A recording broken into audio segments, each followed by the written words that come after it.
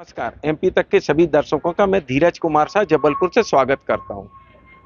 आपने रेल रोको आंदोलन, सड़क रोको आंदोलन तो सुना होगा, परंतु कभी आपने हवाई जहाज रोको आंदोलन सुना है? नहीं।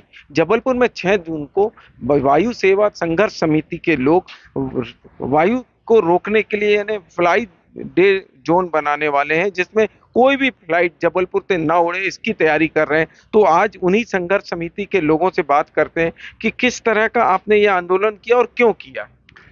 ये 6 जून को नो फ्लाइंग डे घोषित किया गया है। इसमें सबका आह्वान किया गया है कि जबलपुर से जाने वाले और जबलपुर आने वाले कोई भी यात्री यहाँ से फ्लाइट टिकट न ले, क्योंकि ये एक दिन का बहिष्कार है एयरलाइन कंपनियों का, जिन्होंने कई वर्षों से जबलपुर वासियों को, और मैं तो यहाँ तक कहूँगा कि चूंकि यहाँ पे फ्लायर्स जो हैं वो विंध्य रीजन के भी आते हैं, महाकौशल क्षेत्र के हैं, शेड्यूल क्षेत्र के हैं, तो लाखों ऐसे लोग हैं जिनके साथ में बहुत घोर निंदनीय अन्याय इतने वर्षों से एयरलाइन कंपनियां कर रही तो हैं। ये ऐसा क्यों स्थिति आ गई कि आपने फ्लाइट रोकने का यह आंदोलन किया है और कौन कौन इसमें सहयोग? कोई भी आंदोलन इतना बड़ा कदम ये मतलब फर्स्ट स्टेप नहीं होता है। इसके पहले उन्होंने पिछले 2 साल से बहुत प्रयास कर रहे हैं कि जबलपुर की पुरानी यथास्थिति में लाया जाए और बेंगलोर से, चेन्नई से, कलकत्ता से, अहमदाबाद से, हैदराबाद से, वापस बॉम्बे से ठीक से कनेक्टिविटी की जाए। लेकिन एयरलाइन कंपनियों के साथ में ये देखा जा रहा है कि सबसे प्रॉफिटेबल रूट जिसका 90% हमारा अगर एयर ट्रैफिक का रेशियो है, और हम एक ग्वालियर की अगर बात करें, ग्वालियर 50 to 60% आता है, 60% में हमसे ज़्यादा फ्लाइट ग्वालियर के पास है। अब ग्वालियर से दुबई की फ्लाइट भी शुरू हो रही है और जबलपुर वंचित है अभी तक, और हैदराबाद की 2 फ्लाइट में से 1 फ्लाइट कैंसिल कर दी गई है, अनिश्चितकालीन कैंसिल की गई है। तो जब इस तरह से दिक्कतें आएंगी ना, यहाँ पे ट्रेड और इंडस्ट्री आने को तैयार है।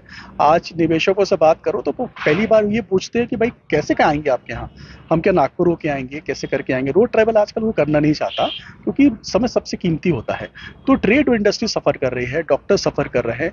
जबलपुर में मध्य प्रदेश का हाई कोर्ट है, इसमें जो जितने विधि वेत्ताएं भारत से आते हैं, जो लॉयर्स आते हैं, उनके लिए भी संकट खड़ा हो गया। तो ये सब सामूहिक तौर पे जो संकट खड़ा हुआ है, उसके लिए हम लोगों ने सबके मन में ये आया है विचार कि हम लोग 6 जून को नो फ्लाइंग डे घोषित करेंगे। एयरलाइन कंपनियों की सीटें फ्लाइट की खाली रहे हैं, वो एक तरह का उनको जो लॉस है, इसका एक गूंज पूरे भारत में और केंद्र शासन के पास पहुंचनी चाहिए।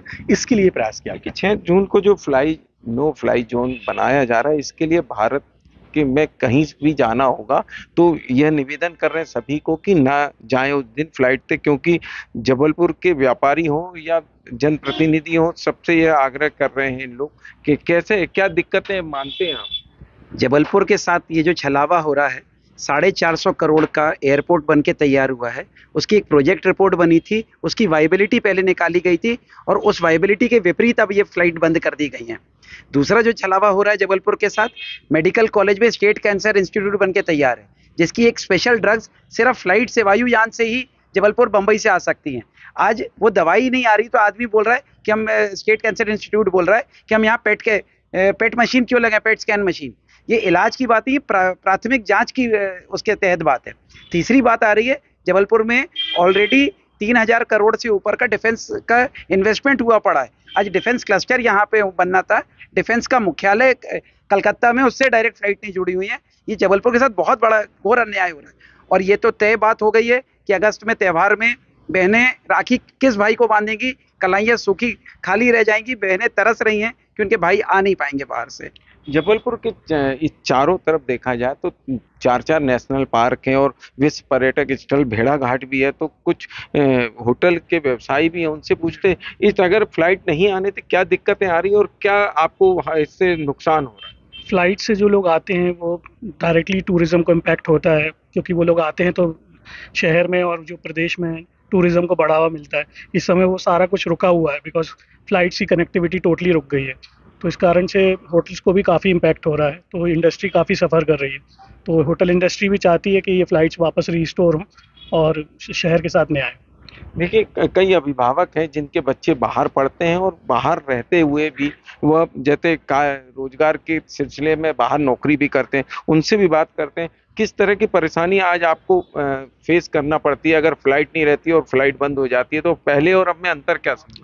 देखिए, पहले ऐसा था कि वायु सेवा जो थी एक लग्जरी मानी जाती थी, बड़े लोगों का काम माना जाता था। लेकिन आज की हालत में हमारे शहर से लाखों युवा छात्र छात्राएं पढ़ने गए हैं। यहाँ से लोग नौकरियां करने गए हैं, बेंगलोर में, पूना में, हैदराबाद में, चेन्नई में, कलकत्ता में, बॉम्बे में। ये सारे लोग जिन नौकरियों में हैं, उनमें उनके पास यहाँ आने जाने के लिए बहुत कम समय रहता है। यदि वो ट्रेन से आएंगे तो उनके 2-3 बहुमूल्य दिन केवल ट्रेन में गुजर जाते हैं। इसलिए वो सब चाहते हैं कि यहाँ पर हवाई जहाज से आए जाएं और सुविधाजनक हवाई सेवा हो। और ये दुर्भाग्य ये है कि जबलपुर शहर में ये सब था और होने के बाद उसे छीन लिया गया। अभी तो हमारी मांग सीधे सीधी ये है कि नई फ्लाइट्स नहीं, जो थी उनको तो चालू करिए।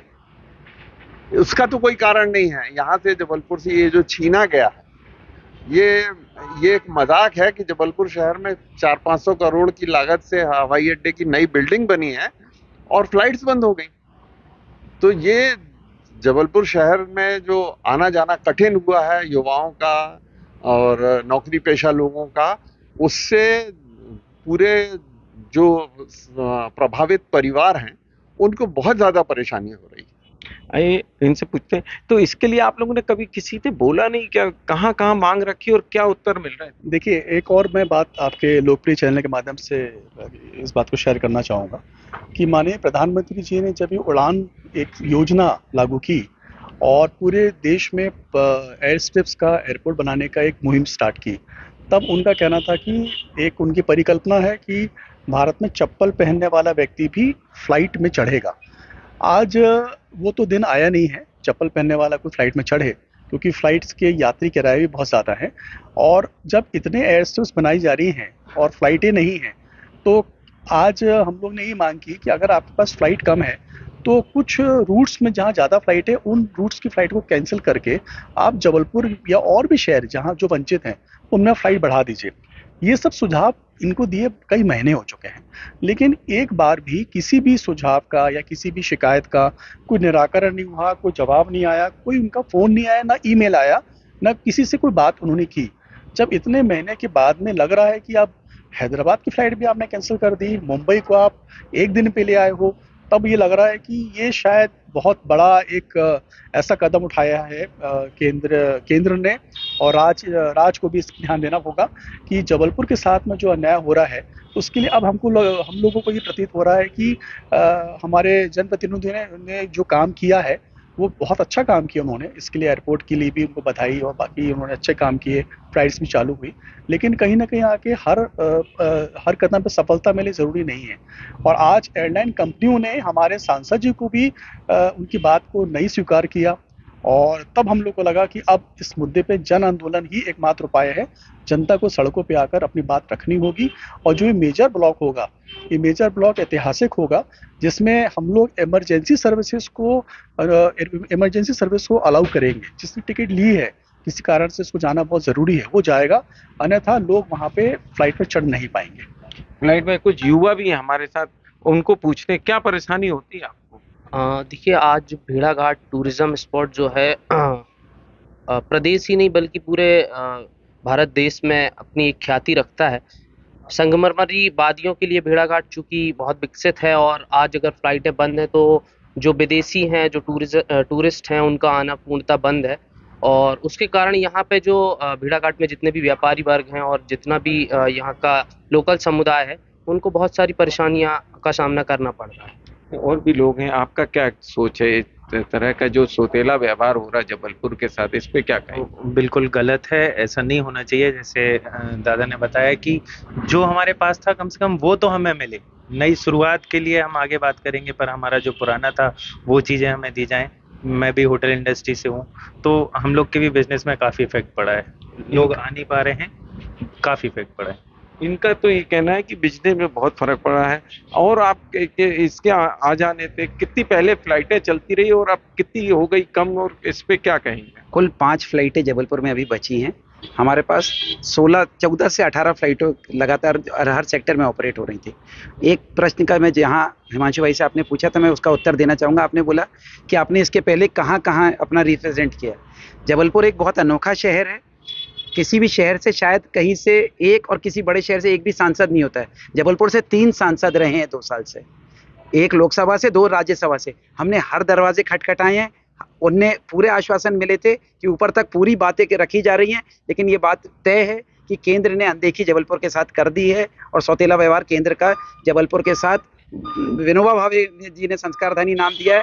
आज आप बोलेंगे कि हम लोग बंद का आंदोलन आह्वान कर रहे हैं, संस्कारी काम कर रहे हैं, लेकिन भगवान उन्हीं ने ये नारा दिया था, गांधी जी ने शक्ति दी है कि अपने लिए तो आपको लड़ना ही पड़ेगा। और उसी के साथ ये बात आ रही कि जो आंदोलन आ रहा है बहुत ही, इसका हर वर्ग ने सपोर्ट दिया है और बहुत ही व्यापक रूप में आपको देखने मिलेगा ये आंदोलन। यह से जबलपुर के कुछ व्यापारी और चैम्बर्स का, जो जबलपुर चैम्बर्स के पदाधिकारी हैं, आम नागरिक हैं, इनका कहना है कि 6 तारीख को जो फ्लाई नो डे बना रहे हैं उसमें सभी सहयोग कर रहे हैं। तो अब देखना यह है कि केंद्र सरकार को इनकी बातें कितनी जल्दी सुनाई पड़ती है। धीरज शाह, MP तक, जबलपुर।